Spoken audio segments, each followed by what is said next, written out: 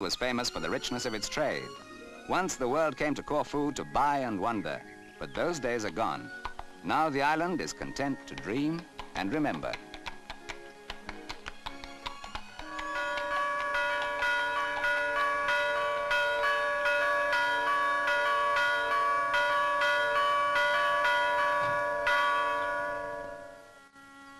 Spinning wool and dreams together has been the occupation of a woman since earliest times. She draws out the thin threads, and as the spindle twists, it binds them together in a way that is as good as any modern machine.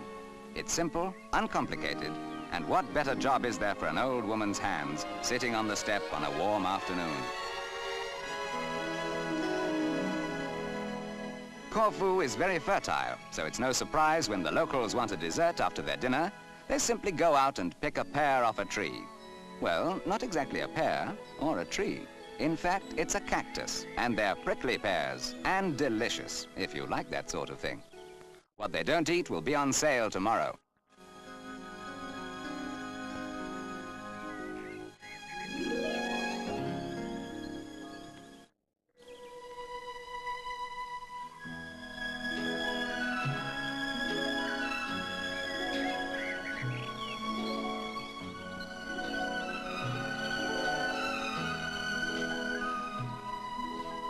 There are no large towns apart from the capital. Instead, the island is full of small villages.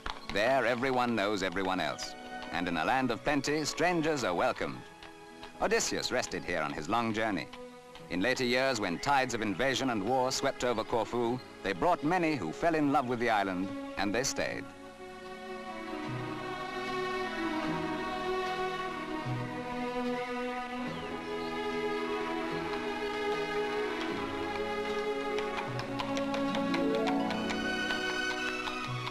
In another century, an English earl started a university.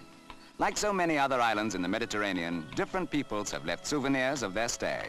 A Roman wall, a Venetian cannon, a lovely French arcade. But the plans of great generals and statesmen have been long forgotten in the warm, drowsy afternoons.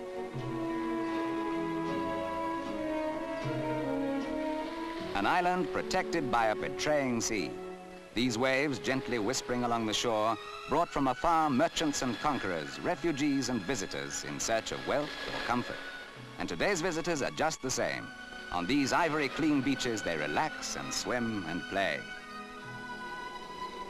For years, Corfu has been a favorite holiday home for the Greek royal family. Here, too, European emperors found welcome solitude and relaxation. Prince Philip was born on the island, a link with Britain of which the islanders are proud.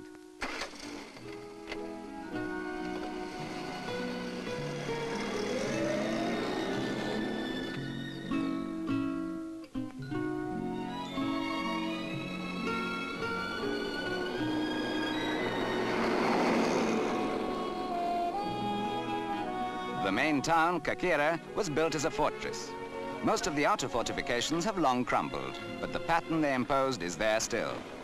Within the wider modern streets, the city is a labyrinth of narrow, winding passageways.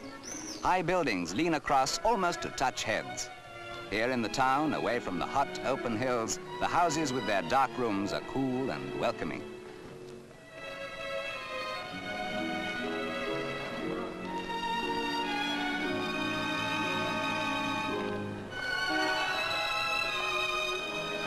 In the tradition of the Isles of Greece and of centuries of trading and commerce, the shops are open whenever there are customers to buy. And most of the wares are traditional too. The eggs, the olives, the dried fish, and hard peasant bread. The true wealth from an island which in long centuries has seen kings and peasants, victories and occupations, yet has remained faithful to the Greek ideal. This is Corfu.